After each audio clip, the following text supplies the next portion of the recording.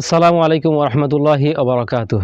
সম্মানিত দর্শক শ্রোতা, আমি এখন আছি পল্লী কবি জসিমউদ্দিনের জন্মস্থান ফরিদপুরের একটি পার্কে। এই পার্কটির নাম হচ্ছে ফান প্যারাডাইস। খুবই সুন্দর একটি পার্ক, মনোমুগ্ধকর দৃশ্য, প্রাকৃতিক দৃশ্য রয়েছে এই পার্কের মাঝে।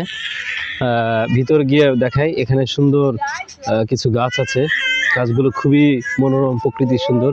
এখানে আরেকটি সুন্দর একটি ছোট্ট গাছ, সুন্দর।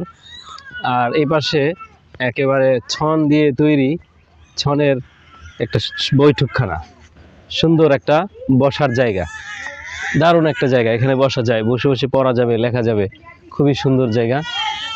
এই পাশ দিয়েও আরও সুন্দর জায়গা আছে। এই পার্কের দৃশ্য সত্যি খুবই সুন্দর। চারদিকে গাছপালা, সুন্দর সুন্দর গাছ, ফুলের বাগান রয়েছে।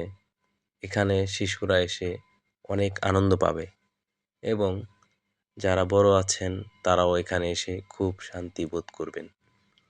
দৃশ্যগুলো সত্যি মনোমুগ্ধকর। এখানে যেই আসবে তার হৃদয়কে কেড়ে নেবে এই সুন্দর সবুজ শ্যামল প্রকৃতিগুলো। সামনেই দেখতে পাচ্ছেন একটি সুন্দর ফুল বাগান। আর এই বাগানটিতে আসলে আমার এসে খুবই ভালো লাগলো, কিন্তু সময় নেই।